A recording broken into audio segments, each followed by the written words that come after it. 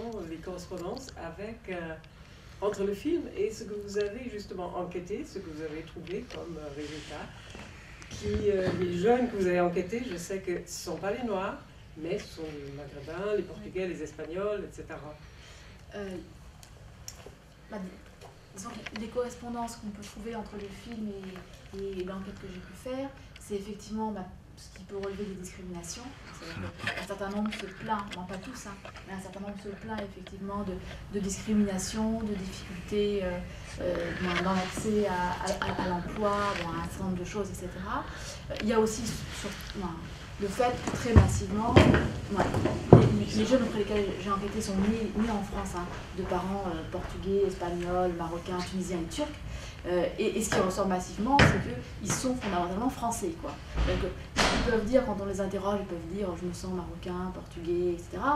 Mais après, quand on discute un peu, quand on approfondit les choses, quand on leur fait décrire un peu la France, le pays des parents, etc., on s'aperçoit que, je veux dire, ils sont vraiment très profondément français, quoi. Et quand ils se décrivent, disons de façon objective, je dirais, par exemple, je me sens ceci ou je me sens cela, ce qu'ils disent aussi, c'est qu'ils sont sociologiquement français, quoi. Ils sont nés ici, ils ont été socialisés ici, ils ont été scolarisés ici, et donc ils sont profondément français, quoi. Je crois que c'est les traits peut-être principaux qu'on peut retrouver par rapport au film.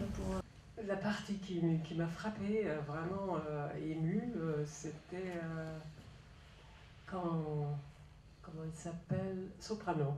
Soprano a raconté comment son père s'est mis à pleurer parce qu'il n'avait pas passé le bac, son fils n'avait pas passé le bac, et c'est ce fait-là la responsabiliser pour repasser le bac l'an prochain, et pour dire aussi dans ses chansons, des choses positives. Et ça, c'est pas mal. Et l'autre scène émouvante, c'était le vieux Antillais qui retrouvait un nom de ses de ses ancêtres qui étaient esclaves. Et il le savait, mais ça l'a évidemment énormément ému.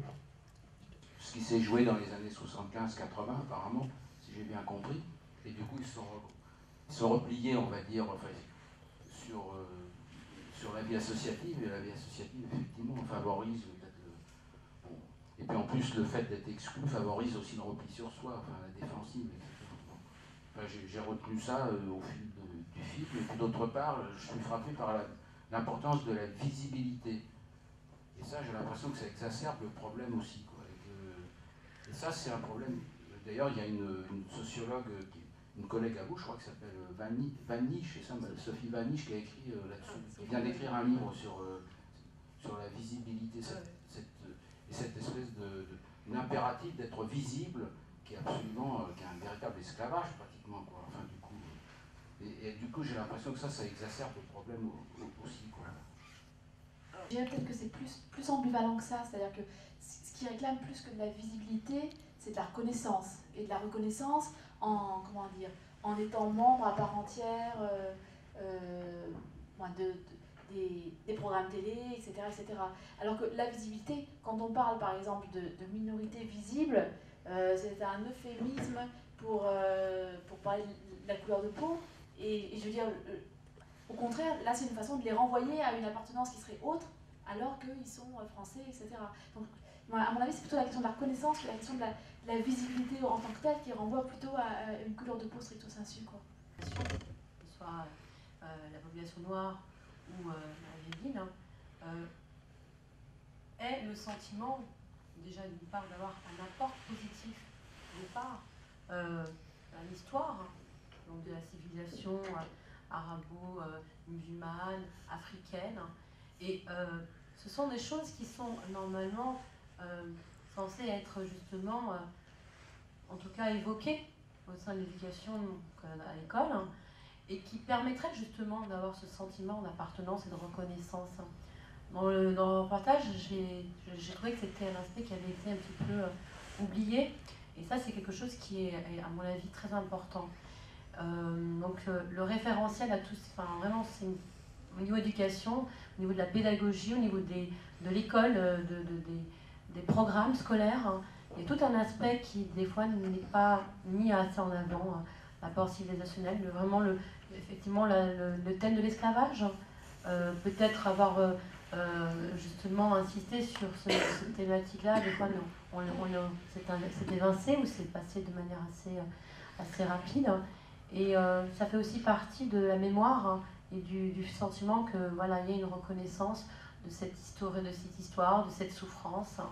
Comme on peut effectivement travailler sur d'autres mémoires, cette mémoire-là aussi est importante. Enfin, c'est mon avis, mais voilà, c'est ce que j'ai remarqué.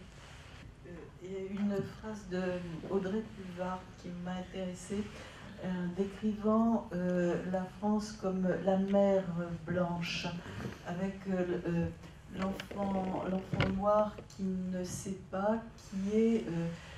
ça me renvoie à ce qu'on entendait toujours en train de rire de grands enfants.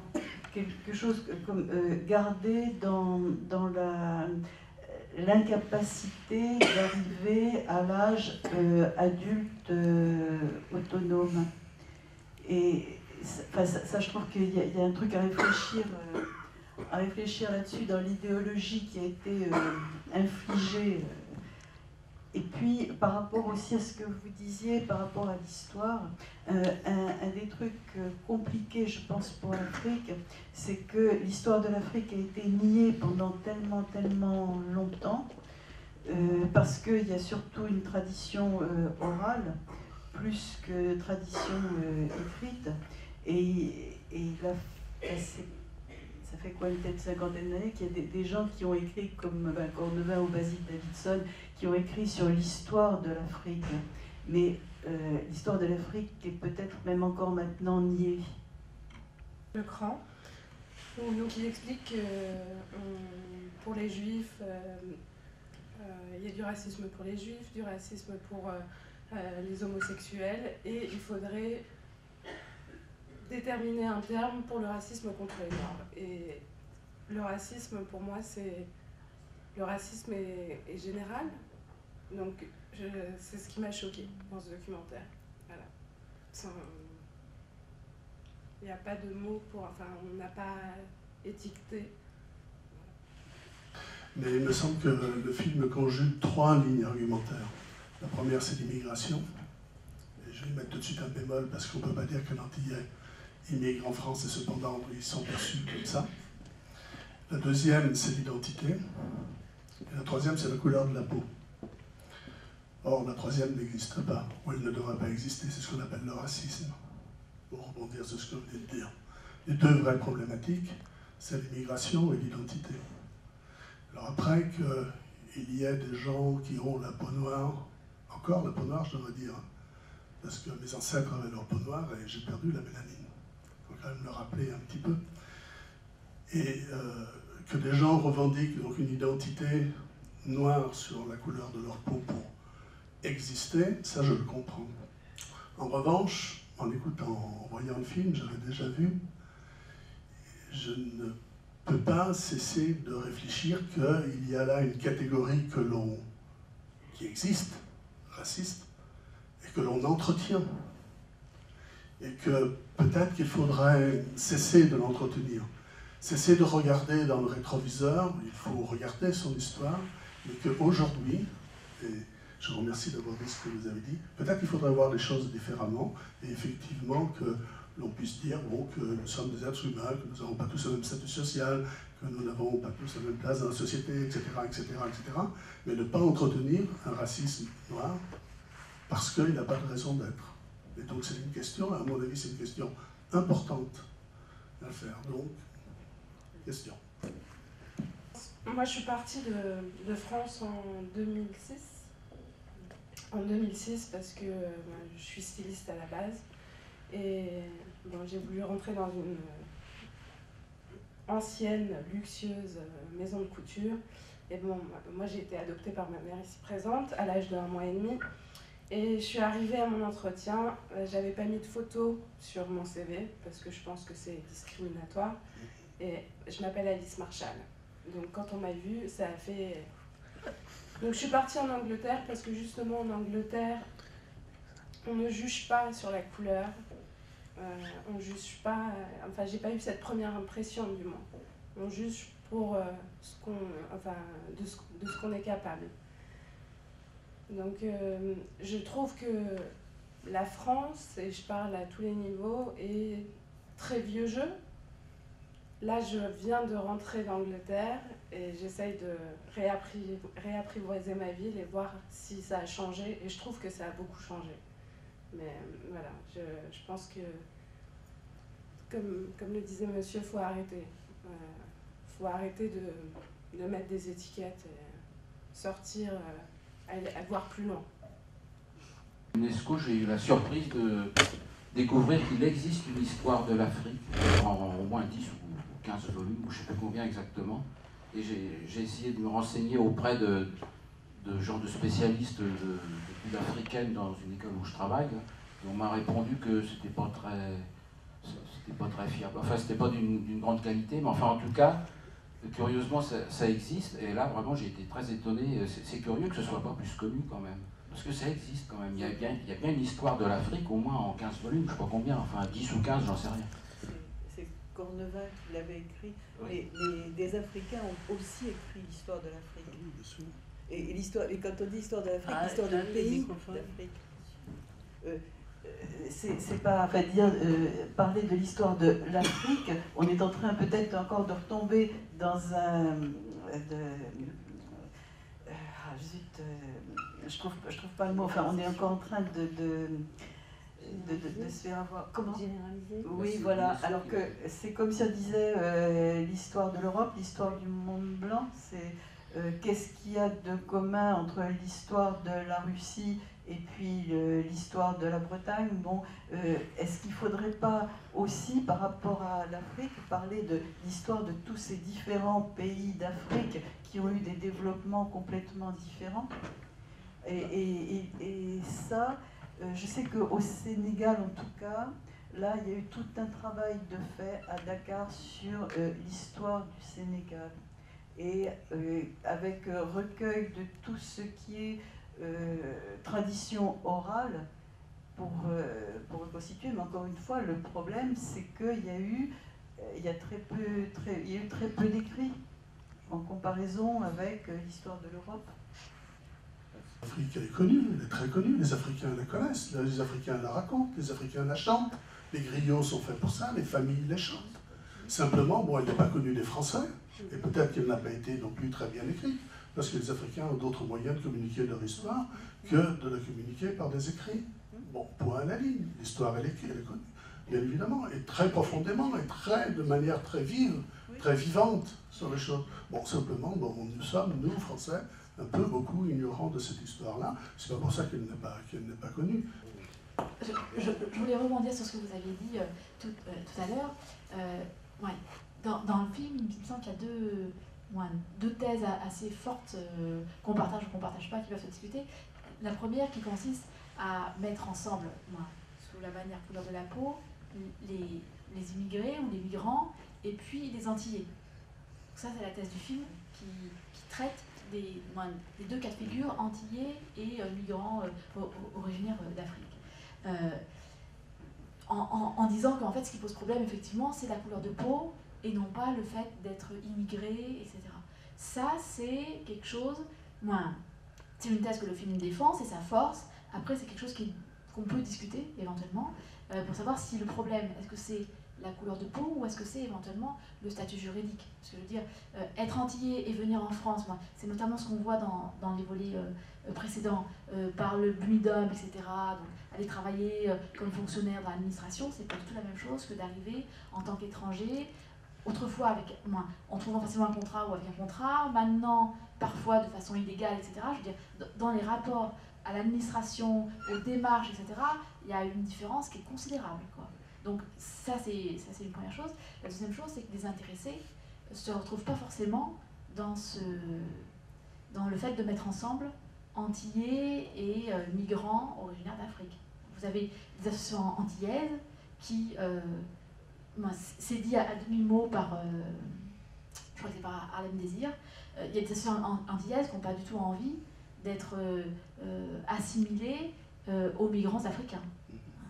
Et vous avez aussi des jeunes de parents africains, nés en France, parents africains, qui peuvent avoir des rapports plus, pas forcément extrêmement bons avec des gens antillais. Donc bon, bref, il y a, je veux dire, la thèse du film, c'est de dire que ce qui compte, c'est la discrimination par rapport à la couleur de peau, et que c'est la couleur de peau qui pose le principal problème.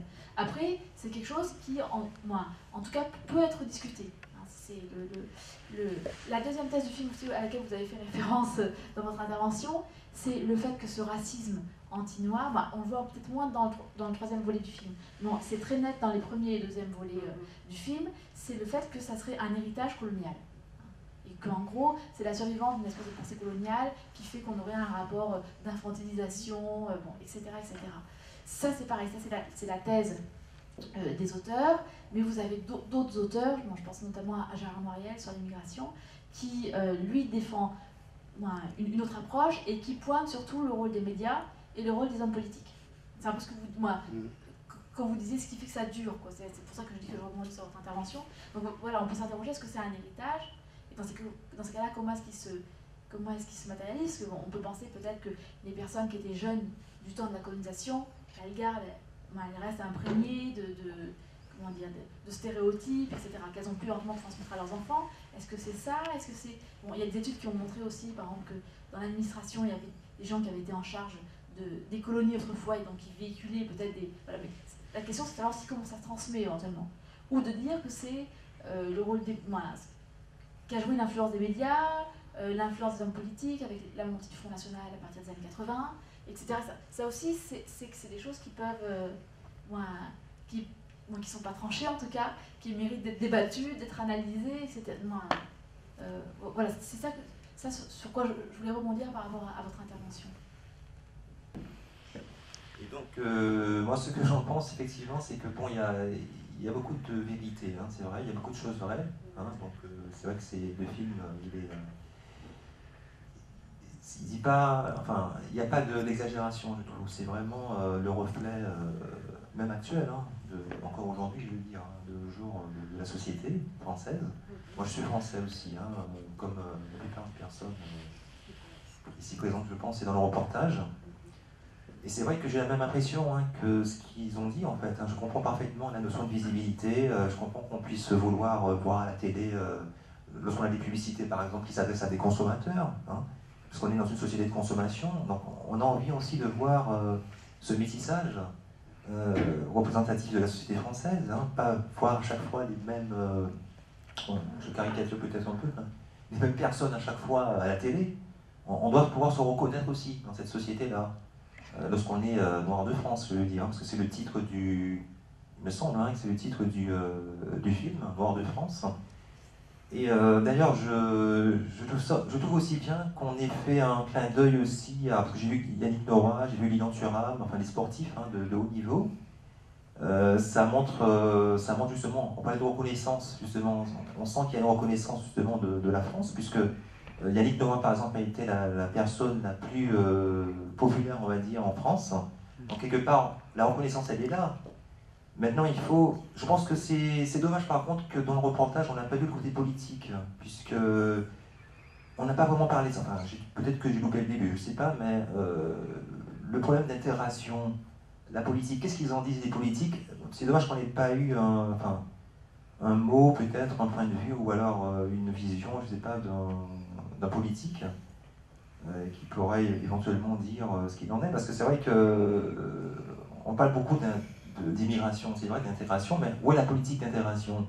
Qu'a fait la France comme politique? Enfin, qu'est-ce qu'elle a mis en place justement pour pouvoir intégrer non seulement les Noirs de France, mais aussi les autres, parce que bon, c'est vrai que même si le titre c'est les Noirs de France, il y a aussi les autres dont on parlait. Vous avez parlé de vos livres tout à l'heure, vous avez enquêté auprès des, si j'ai bien compris, de d'autres communautés, on va dire. Donc moi, c'est la question que je me pose maintenant. C'est-à-dire que, est-ce que les politiques, finalement, ils ont l'intention de faire quelque chose, mettre en place une politique, parce que c'est quand même leur rôle, on vote pour élire des personnes qui fassent bouger quand même les choses. Et j'ai pas ressenti ça dans le reportage. J'ai pas senti le point politique, le côté politique, justement, mis en avant, on va dire. Voilà. Bonsoir tout le monde. Je voulais vous offrir un petit peu la perspective canadienne. Moi, je suis Canadien, né d'un père canadien d'origine française et d'une mère italienne. Et au Canada, je suis très heureux de pouvoir dire que la société a été fondée par des gens de partout dans le monde et qu'on s'entend relativement bien. J'ai l'impression que le racisme n'est pas très présent dans notre société, sauf pour les Autochtones. Et je voulais notamment, c'est ça, vous parler des Autochtones pour établir un parallèle avec le film de ce soir. Les Autochtones étaient là avant nous et ont été l'objet de discrimination pendant des siècles. Ils en sont encore victimes aujourd'hui. Mais il y a quelques années, le premier ministre a présenté des excuses officielles à tous les Autochtones du pays pour les traitements que l'État canadien leur ont réservés pendant des siècles. Et puis ça, c'est le début de la guérison pour eux. Le gouvernement a également établi une commission de la vérité et de la réconciliation pour permettre aux Autochtones de s'exprimer publiquement sur ce qu'ils ont vécu à l'école notamment. Les Autochtones ont été enlevés de leur famille, ils ont été envoyés dans des écoles très loin de leur famille pour être assimilés aux Blancs. Dans ces écoles, ils ont été victimes de sévices psychologiques, sexuels et autres. Et cette commission a été l'occasion pour eux de s'exprimer publiquement sur ce qu'ils ont vécu. Bon, pour eux, je pense que c'est très important pour le processus de guérison. Mais les Autochtones, ils n'y sont pas arrivés très facilement. Il a fallu qu'ils se battent. Il a fallu qu'ils bloquent des lignes de chemin de fer, qu'ils bloquent des ponts, qu'ils sèment le chaos dans la société pour se faire entendre. Parce qu'ils ont été cantonnés dans des réserves pendant de très longues périodes, mais ils ont dû semer le chaos dans la société pour qu'enfin on les écoute. Et j'encourage les Noirs de France, les populations victimes de racisme en France, de faire la même chose s'ils veulent se faire entendre. C'est bien beau de dire qu'il faut qu'on arrête, mais je pense qu'il faut en faire plus. Au grand mot, les grands moyens. Si les autorités ne vous écoutent pas, il faut agir, il faut prendre les grands moyens. Les Juifs aux États-Unis ne ratent jamais une occasion de rappeler l'Holocauste. Et aujourd'hui, ils ont beaucoup de pouvoir aux États-Unis. Et je pense que il faut commencer par là. Il faut un petit peu se faire entendre par l'association, par la méthode forte, parce que manifestement, les autorités ici ne vous écoutent pas. Ils renient un petit peu l'histoire. Ils veulent balayer ça sous le tapis pour qu'on ne l'entende pas, que ça s'oublie, quoi. Mais si ça s'oublie, la situation ne s'améliorera pas. Et je pense que c'est à vous d'agir pour faire changer les choses. Du moment où on n'avait pas, on voyait pas, il n'y avait pas cette visibilité, que ce soit dans le micro. Pardon, au niveau donc sur le plan professionnel, il y avait effectivement cette discrimination et cette proposition avait été mise, mais malheureusement ne s'est pas concrétisée. Donc c'est vrai que ce que je trouve dommage, c'est que par rapport à ce problème, il n'y a pas véritablement d'action politique pour que dans la réalité, donc, il y ait vraiment des véritables solutions, ou en tout cas une amélioration sur le plan professionnel, ou que ce soit sur le plan du logement. Donc c'est vrai que de ce côté-là, il y a quand même et que ce soit le précédent gouvernement, comme celui, aujourd'hui aussi, je veux dire, on est quand même sur un gouvernement de gauche qui, en tout cas dans le reportage, on avait le sentiment que le gouvernement de gauche était plus sensible à ces questions-là.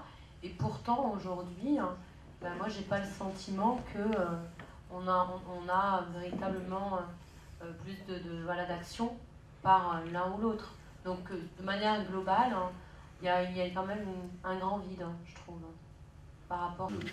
Je ne pense pas que ça soit une bonne solution aussi de dire à tout le monde, descendons dans la rue, mettons la France à feu et à sang, revendiquant. Je ne pense pas qu'on puisse régler ça par la violence. Hein. Bon, on parlait du Canada tout à l'heure. Je crois savoir que les étudiants sont descendus dans les rues au Canada. Le gouvernement les a pas entendus pour l'augmentation des droits d'inscription à l'université. Et plusieurs étudiants qui sont descendus dans les rues en mars. Est-ce que le gouvernement canadien a bougé?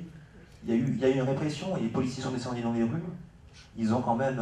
c'était assez violent. J'ai vu les images dans les expos et tout, au Canada. Donc je pense pas quand même que ça serait une bonne solution de descendre comme ça dans les rues.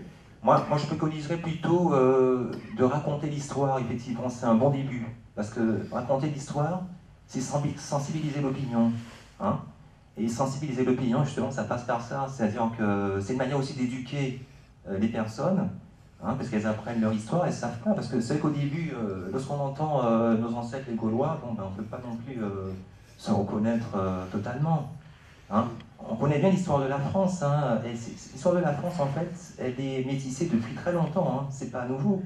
Hein, à l'époque des invasions barbares, déjà, il y avait déjà du métissage. Hein, hein, il y avait déjà, donc quand même, donc c'est pas quelque chose de nouveau. Donc moi, je pense qu'il faut pas renier son histoire. Au contraire, il faut, dès le jeune âge, hein, je dirais, pourquoi pas en faire un programme scolaire, hein, organiser ça avec l'éducation nationale.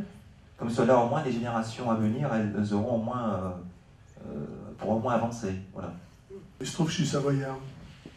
Je suis immigré depuis pas très longtemps, 1860, hein, l'annexion de la Savoie qui a été, comment dire, j'allais dire annexée, c'est un mauvais terme, qui a été reconnue comme partie de la France. Il se trouve aussi que ma famille était paysanne. C'est deux tares que je porte très fortes, et donc il a bien fallu que je surmonte pour essayer de m'intégrer et passer peut-être pour un Parisien. Mais encore, je suis passé par les banlieues il n'y a pas très longtemps, donc je ne suis pas sûr d'être totalement parisien. Bon, ça c'est une première chose, mais c'était pour la plaisanterie, pour rejoindre ce que vous avez dit, hein, que nos origines, si on voulait bien les reconnaître, elles sont tellement variées que peut-être effectivement ça aplandirait beaucoup de choses. Mais je pense constamment à Barack Obama, bon, élu président des États-Unis il y a, je ne sais pas, 4 ans ou 5 ans, peu importe. Mais qu'est-ce qu'ont retenu les médias? Qu'il avait des ancêtres de la famille africaine et qu'il avait la peau un peu noire. Alors après, je ne sais pas dans le noir, hein, je ne vais pas faire les nuances sur les choses. Mais ils auraient mieux fait de s'intéresser à la question de savoir s'il était démocrate ou pas. Je pense qu'effectivement, enfin, on a déjà évoqué le rôle que pouvaient avoir les politiques, on a évoqué le rôle que pouvaient avoir les personnes noires quand il s'agit de racisme à l'encontre des Noirs. On a évoqué un petit peu, pas tellement, les autres, ceux qui ne sont pas noirs et qui exercent ce racisme. Et donc il y a déjà ça. Je peux juste donner un tout petit témoignage tout récent, c'était les 9 et 10 mars. Bon, c'était pas ici, mais c'est quand même pas au bout du monde, c'est juste à 100 km, à Évreux en Normandie, sur 2 marchés. Où il y a, comme dans toute la France en ce moment, campagne pour le vote des étrangers, pour le droit de vote des étrangers aux élections municipales. Donc nous avons eu, en faisant signer la pétition, des personnes qui étaient très heureuses en disant c'est bien qu'il y ait des gens comme vous, et d'une, c'était pas quand même tout le monde, et d'une, et de deux, on a eu carrément des insultes, des paroles très haineuses, très injurieuses. Vous devriez avoir honte. Et vous qui faites signer la pétition. Hein. Et troisièmement, des discussions, de bonnes discussions de personnes qui se posent vraiment la question. Mais bon, on est toujours, nous les Français, on est toujours dans la culpabilité, il faut toujours qu'on reconnaisse qu'on n'a pas fait bien, etc. Et pourtant, moi, je suis de famille étrangère. Bon, donc, même le Savoyard, finalement, il n'est pas le seul étranger ici. Donc, non, mais des familles italiennes, espagnoles, etc. Bon, le problème, je crois qu'il est vieux, sinon comme le monde, en tous les cas comme l'humanité, mais ça ne veut pas dire que parce qu'il est vieux, il est insoluble, c'est pas du tout ça. Et je pense qu'on n'a pas non plus, bien que dans le film c'était cité à 2 fois, si j'ai bien écouté, on n'a pas non plus replacé que l'humanité, une partie de l'humanité, s'est dotée, a reconnu les droits de l'homme. Et que ça non plus, ça n'est pas enseigné à l'école. Et n'étant pas enseigné à l'école, ça ne fait pas partie de la culture de tout un chacun, quelle que soit la couleur de sa peau. Et je pense que c'est un outil qu'on néglige complètement. Et pourtant, notre Constitution est construite sur cet outil. Stéphane Hessel nous l'a rappelé. Parce que les droits de l'homme ont servi à cautionner la colonisation, etc. Et même encore aujourd'hui, on est qualifié parfois de néocolonialiste quand on va appliquer nos principes à des populations d'origine étrangère, etc. Donc il y a une partie de la gauche, je suis désolé, de l'extrême gauche, qui dénie, enfin qui critique et qui démolit, enfin qui délégitime, disons, cette notion des droits de l'homme supposée universelle, parce que la notion d'universel est complètement diabolisée, hein, comme néocolonialiste. Alors du coup, maintenant, si on enseigne les droits de l'homme à des gens d'origine, donc qui sont d'origine enfin, non occidentale, non blanche, non chrétienne, ça va faire du néocolonialisme. Enfin, je sais pas. Il y a ce genre de discours aujourd'hui, c'est-à-dire que ce qu'on appelle nos principes, nos valeurs fondamentales, effectivement, sérieusement fragilisées. Je voudrais revenir au film et à ce qu'il présente. La question des discriminations, c'est une question qui est assez récente en France. Dans les années 95, etc., on n'en parlait pas du tout. Hein. C'est quelque chose qui a émergé à la fin des années 90 et qui maintenant est en train d'apparaître, etc. Mais c'était des choses dont on parlait absolument pas, quoi, auparavant. Au niveau du film, il y a, dans les différentes personnes qu'il présente, il y a quand même quelque chose, à mon avis, qui manque, c'est qu'il ne pointe pas suffisamment une des composantes de la migration africaine, qui est la migration de personnes diplômées. Il faut savoir que la migration africaine, c'est la migration la plus diplômée qui soit, la migration la plus diplômée qui soit, et ça, dans le film, je trouve qu'on ne le voit peut-être pas assez, dans la mesure où le focus est mis sur la migration de travailleurs peu diplômés des années 70 et 80, alors que maintenant, l'immigration africaine est l'immigration la plus diplômée qui soit. Ce qui ne veut pas dire que les personnes qui immigrent, qui sont diplômées, ne se heurtent pas au problème de racisme. Bien au contraire, il y en a qui sont très déçus de s'apercevoir qu'en fait, ils ont des problèmes à cause de leurs origines ou que leurs enfants ne réussissent pas à cause de ça comme ils le souhaiteraient. Sur le plan de l'emploi, parce qu'au niveau de l'école, bon, globalement, les choses sont quand même plus égalitaires que quand il s'agit de trouver un emploi. Donc ça, je trouve que c'est un des éléments peut-être qui manque au film. Je suis en train de m'apercevoir que je suis en train de vous donner que des réserves par rapport au film. Film que je trouvais extrêmement bon et qui a tout l'intérêt de montrer une histoire vraiment très, très juste et très événementielle de ce qui a pu concerner les différents groupes de noirs, etc. Donc je trouve que le film a plein de vertus et il fait connaître aussi des choses qui sont très largement méconnues en France. Hein. Mais je ne peux pas m'empêcher quand même de pointer le fait que c'est d'une part un point de vue, hein, qu'on peut débattre ou pas, et qu'éventuellement il peut y avoir certaines petites choses qui à mon sens, peuvent manquer. Ouais, moi j'ai vu au moins trois intellectuels africains dans le film, un écrivain, un sociologue, un historien, Papendiaï, et par contre, il y avait quelqu'un d'ailleurs qui pointait ce que vous évoquez, c'est-à-dire que finalement, surtout les Africains, on met l'étiquette, c'est le... Il ne peut pas être cadre, etc. Il ne peut pas être cadre, alors que moi je dois dire que je suis cadre, je dois le... Mais je ne dis pas à mon voisin parce qu'il me voit comme... Qu'est-ce qu'il a dit comme éboueur. C'est encore une réserve par rapport au film. Enfin, ce qui manque dans le film, on ne parle pratiquement pas des femmes. D'ailleurs, on en parle même carrément pas. Enfin, déjà, c'est au moins 90%, dans 90% des cas, c'est des hommes qui parlent. Enfin, cela dit, évidemment, à l'origine, il n'y avait que des hommes qui étaient immigrés, effectivement, et c'est seulement ensuite que les femmes sont venues. Bon, c'est un fait. Mais maintenant, il me semble que moi, ça me frappe quand même un peu, ça, qu'il y a une absence totale d'évocation des femmes, quoi. Enfin, des femmes africaines. Enfin... Il y a Taubira qui parle, il y a quand même la journaliste. Il y en a 3 ou 4. Oui, mais enfin, ça m'étonne un peu. Ce serait peut-être intéressant, pardon, excuse-moi, je prends le micro au passage, que vous parliez un peu de votre livre. La question, peut-être une des questions importantes, c'est les chevauchements de catégories, enfin, à mon avis, hypothèse, pardon, les changements de catégories sociales hein, où finalement on va retrouver, bon, on est pauvre, on ne parle pas le français, on vient d'arriver, on n'a pas forcément la nationalité française, en plus on a une couleur noire, en plus bon, on va chanter plutôt que de rester tranquillement face au poste de télévision, etc., etc. Donc tout un ensemble de critères qui finissent par s'accumuler et qui finissent par faire des exclusions extrêmement difficiles, alors qu'une bonne connaissance historique ou des possibilités de communication permettraient peut-être de gommer ce que l'on peut ressentir ou voir comme différence et de les percevoir autre chose comme étant des éléments d'exclusion sociale ou culturelle. Moi, j'ai enquêté essentiellement auprès de jeunes qui avaient entre 16 et 21 ans, qui étaient nés en France de parents étrangers. Donc, ce que j'ai recueilli, c'est leur discours à eux. Hein, c'est pas le discours d'autres personnes sur eux, c'est leur discours à eux. Et ce qui était assez frappant en termes il y a plusieurs choses qui m'ont frappé.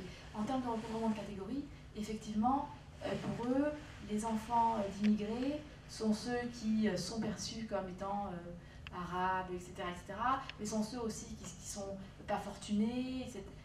Il y a une superposition entre le fait de ne pas avoir beaucoup d'argent, le fait d'être issu d'immigration, le fait d'avoir tel ou tel style vestimentaire, etc., etc.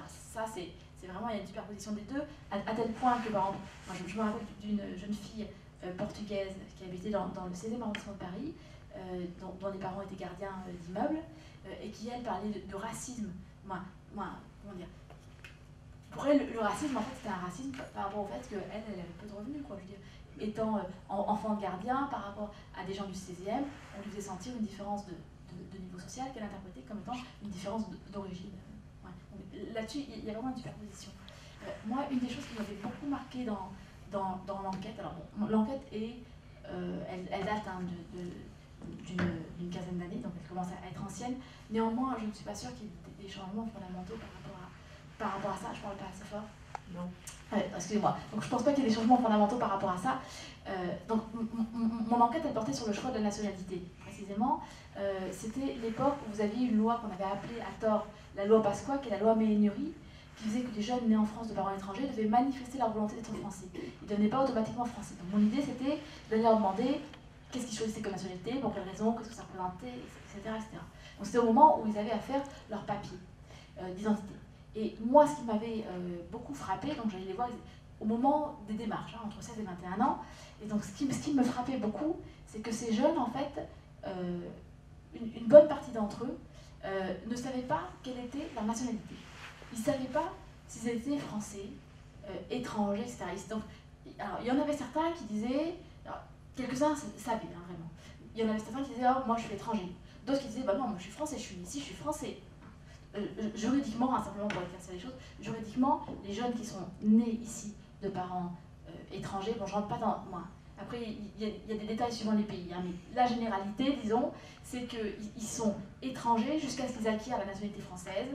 Donc, à l'époque, c'était entre 16 et 21 ans. Donc, juridiquement, ils sont étrangers jusqu'à 16 ans, et à 16 ans, ils devenaient français de droit. Et donc, moi, ce qui m'avait marqué, c'est qu'ils ne savaient pas quelle était leur nationalité. Et beaucoup pensaient que, jusqu'à l'âge de 16 ou 18 ans, ils avaient une nationalité provisoire.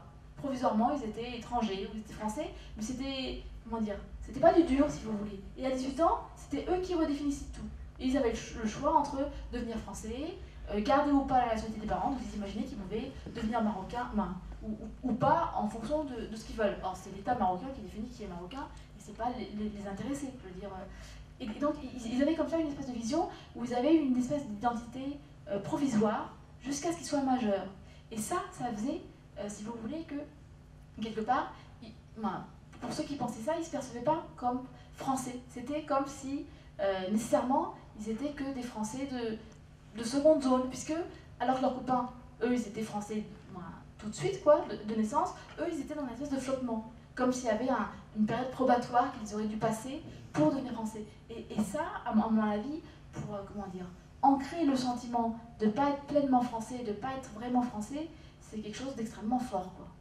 Je sais, c'est pas forcément, c'est pas quelque chose de pensé, ça n'a pas forcément été voulu, etc. Hein. Je veux dire, le résultat le résultat, c'est une espèce d'intériorisation d'un sentiment de ne pas être pleinement français. Ça, c'est quelque chose qui, moi, je ne m'attendais pas du tout à ça.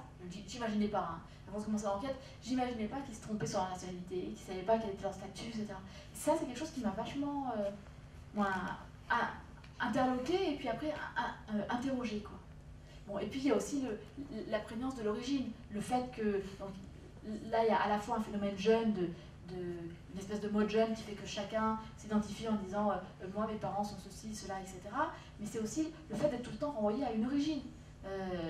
Et si on reprend le monde scolaire, quand les enfants ont à remplir les fiches et à mettre leur nationalité sur les papiers scolaires, souvent ils mettent l'origine en disant ce qui intéresse le prof, c'est l'origine, c'est pas la nationalité. Et donc il y a une espèce de renvoi comme ça à l'origine, alors réelle ou fantasmée hein, en l'occurrence, mais qui fait que, qui contribue à mon avis à cette ethnicisation de la société dont parlait l'historien dans le film.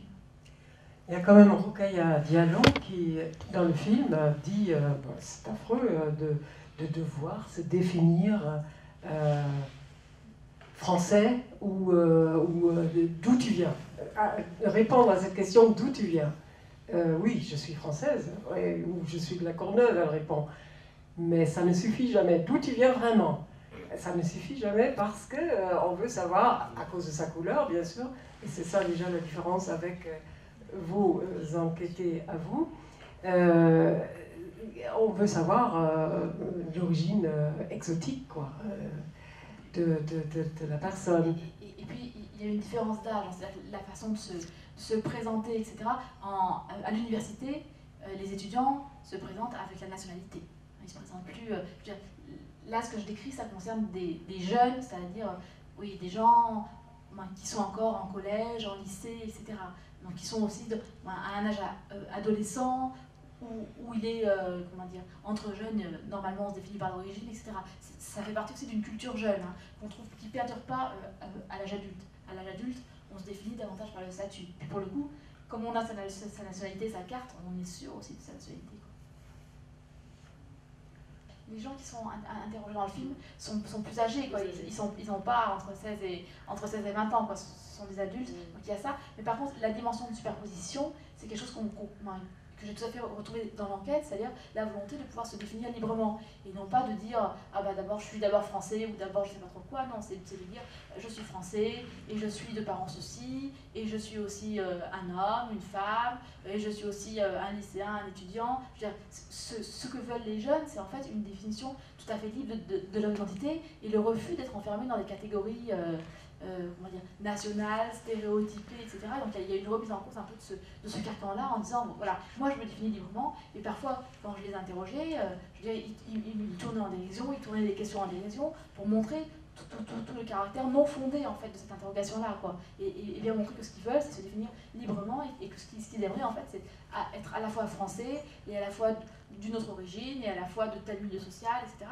Et avoir un jeu absolument libre avec l'identité et non pas devoir dire ah je me sens français à ceci, à cela, etc. Alors que les pouvoirs publics en général attendent des jeunes issus d'immigration qui disent qu'ils se sentent français, on les suspecte toujours de n'être pas véritablement bref, etc. On les somme toujours de se positionner par rapport à leur appartenance ou à leur identité. Et eux, ce qu'ils veulent, c'est multiplier les appartenances, montrer qu'elles sont qu'on peut les concilier de façon tout à fait naturelle, sans aucun problème, et que ça ne pose pas des problèmes insurmontables. Oui, ça, à propos d'étiquette, on parle, et puis finalement on reconnaît qu'il y a une étiquette qui est incontournable, incontestable, c'est celle d'être français. On pourrait s'y interroger aussi. Moi je revendique le fait d'être d'origine savoyarde, d'être français, d'être européen et d'être habitant de la Terre. Je peux être tout ça en même temps. Et ce serait bon qu'on y réfléchisse un tout petit peu et que, discutant sur une catégorie que l'on veut discuter parce qu'on trouve condamnable, on n'en impose pas d'autres qui sont peut-être tout aussi condamnables dans un certain contexte, etc. Il faudrait pondérer un tout petit peu, relativiser un tout petit peu, mais c'est quand même aussi important. Mais en fait, si on se réfère à des enquêtes européennes qui ont été menées auprès de jeunes de différents pays, qu'on a interrogé sur un sentiment d'appartenance, etc., on s'aperçoit que les jeunes qui vivent en France sont ceux qui ont le moins, ils font partie de ceux qui ont les moins forts sentiments d'appartenance.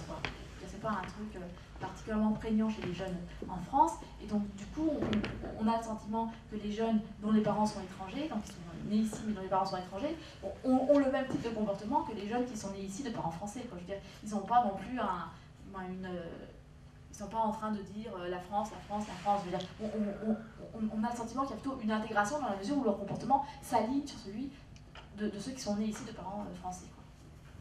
C'est vrai que je trouve quand même bon d'avoir fait un film noir de France, parce que la couleur de la peau, c'est quand même une chose à laquelle on n'échappe pas. C'est évident. Maintenant, des superpositions d'identité, oui, c'est très bien. Et d'ailleurs, celui que je voulais inviter aussi avec vous, c'était un Antillais, Alain Foy, et qui, lui, est venu pour aussi un autre débat sur la militude, sur les identités, etc. Et lui refuse les étiquettes déjà, parce qu'il se dit on se construit à travers toutes ces influences multiples, on se construit sa propre personnalité. C'est ça qui est